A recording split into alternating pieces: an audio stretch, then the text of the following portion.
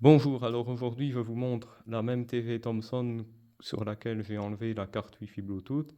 Et aujourd'hui ce que je vais vous montrer, c'est par rapport aux basses fréquences.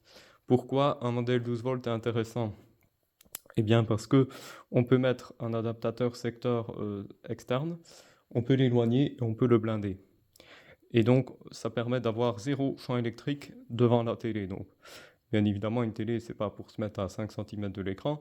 Là déjà à 30 cm on n'a rien. Voilà. Et c'est assez exceptionnel parce que l'adaptateur secteur, vous voyez donc, il est là, il est posé sur la table, mais il est blindé, c'est-à-dire que tout l'intérieur est revêtu d'une feuille de cuivre mise à la terre, hein. Donc c'est du cuivre autocollant quoi, qui se met facilement. Le câble d'alimentation donc en 230 volts est blindé. Et là donc on a la sortie en 12 volts qui rentre dans la prise 12 volts de la télé. Et donc là c'est mis à la terre, donc ça rayonne pas, c'est du courant continu. Voilà. Et donc, euh, et donc maintenant, bon, ben, vous voyez voilà, que l'adaptateur secteur posé sur la table ne génère pas de rayonnement.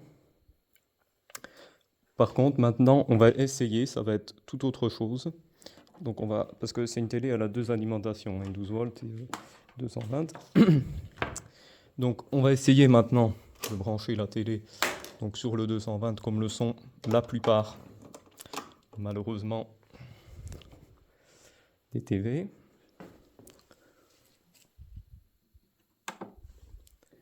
Là, voilà. Et là, qu'est-ce qu'on constate? Eh ben, c'est la catastrophe. On a 120 volts sur la table en bas et ça va se diffuser, voilà, sur tout le meuble sur lequel elle est posée.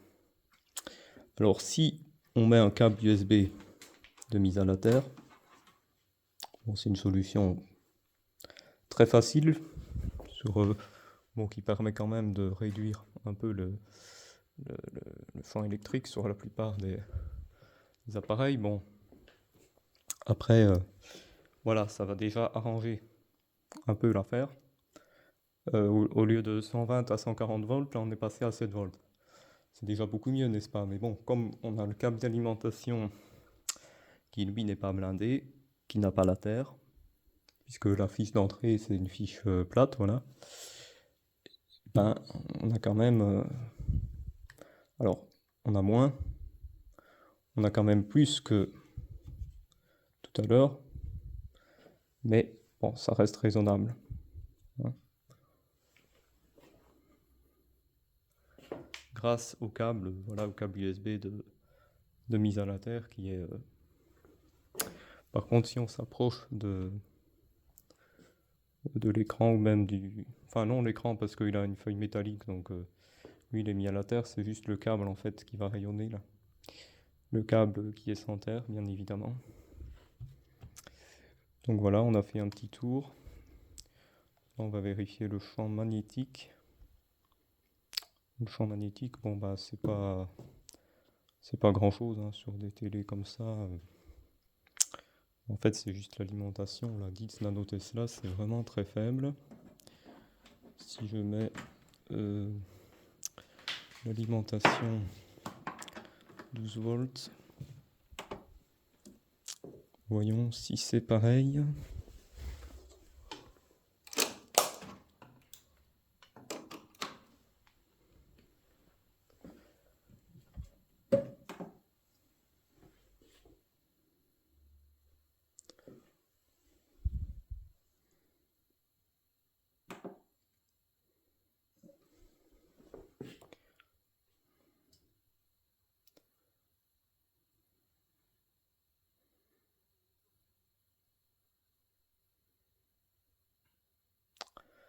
Alors apparemment avec l'alimentation 12 volts, on a zéro champ magnétique vu que l'adaptateur secteur est pas derrière, il est un peu éloigné donc.